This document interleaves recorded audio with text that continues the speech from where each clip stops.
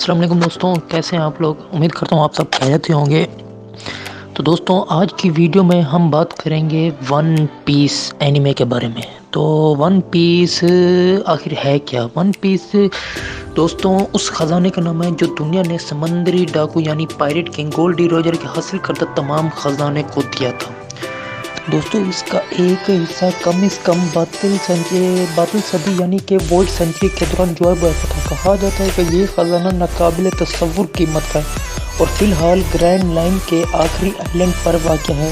Guys آپ لوگ جیسا کہ اگر آپ ون پیس فین ہیں تو آپ جانتے ہوں گے کہ بعد میں جب گولڈی روجر ون پیس حاصل کر لیتا ہے اور آخری جزیرے پر پہنچ جاتا ہے تو پھر وہ اس آئلینڈ کا نام لفٹین رکھ لیتا ہے۔ وہ پھر بعد کے بات ہے۔ The one piece monkey D lofi جو کہ مین کریکٹر ہے اور اس کے عملے کے ساتھ ساتھ دیگر کئی پائریٹس بھی ون پیس کو حاصل کرنا اپنا مقصد بنا چکے ہیں اور وہ روجر کے آخری الفاظ کے مطابق اسے حاصل کرنا چاہتے ہیں اور خود کو نیا پائریٹ کنگ بنانا چاہتے ہیں۔ دوستوں وارڈ سینچری کے دوران جب جوئے بوائے نامی شخص گرینڈ لائن کے آخری ایلنڈ پر آتا ہے تو وہ اپنے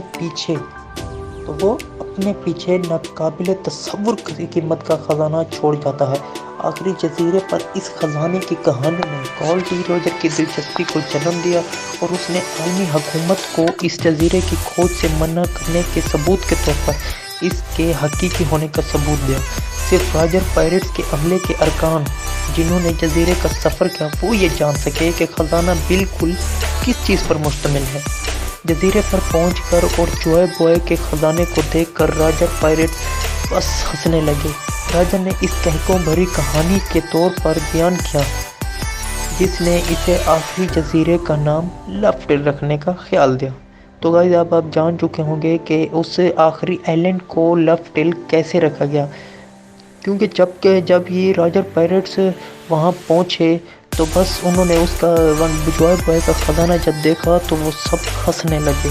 اسی طور پر انہوں نے اس آخری آئلینڈ کا نام لفٹین رکھ لیا۔ تو روجر پائریٹس کی دریافت کے کچھ عرصے بعد دنیا بڑے پیمانے پر روجر کے اس خزانے کو ون پیس کے طور پر حوالہ دینا شروع کر دی تھی۔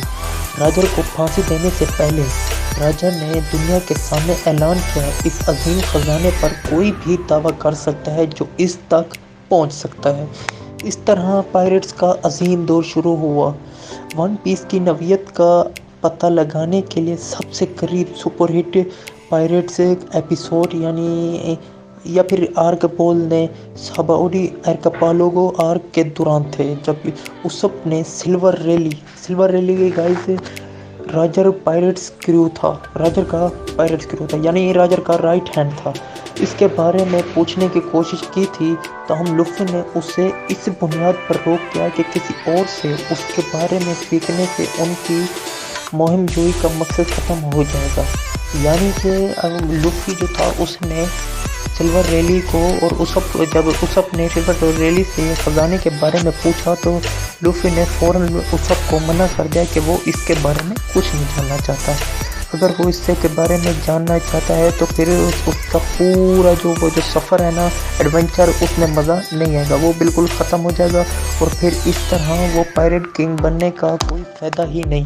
وہ خود اس منکی ڈی لوفی کی بات کر رہا ہوں دوستوں، وہ خود اس دنیا کو ایک ایڈونچر کے مزے لینا چاہتا ہے اور وہ اس خزانے کو خود حاصل کرنا چاہتا ہے اپنے بلبوتے پر، اپنی طاقت پر۔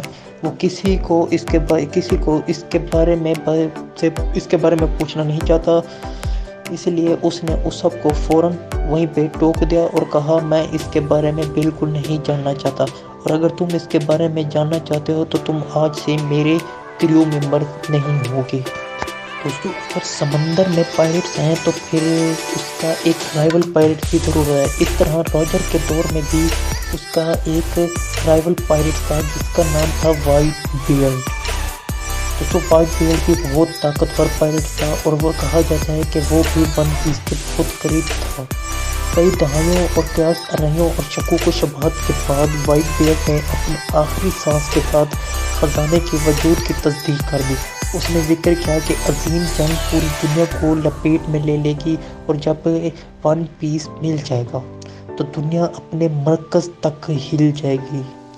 یعنی کہ ون پیس خزانہ اتنا بڑا راز جانتا ہے کہ دنیا میں جنگ شروع ہو جائے گی، اور جنگ ہوگی پائریٹس اور ورلڈ گورنمنٹ کے درمیان۔ وانو کنٹری آرک کے دوران بگ مام کے پاس ایک اندرونی زبان تھی جس میں حسن خیال کا اظہار کیا گیا تھا کہ کچھ ون پیس لو ٹیل کی بجائے وانو کنٹری میں واقع ہو سکتے ہیں۔ اس کی مزید وضاحت ہونا باقی ہے، اور جیسا کہ اب آپ جانتے ہیں اس وقت اینمے اور منگا تو بہت آگے، بلکہ اینمے جو ہے وہ وانو آرک تک پہنچی ہوئی ہے اور فی الحال جاری ہے۔ تو امید کرتا ہوں آپ کو میری یہ ویڈیو پسند آئی ہوگی۔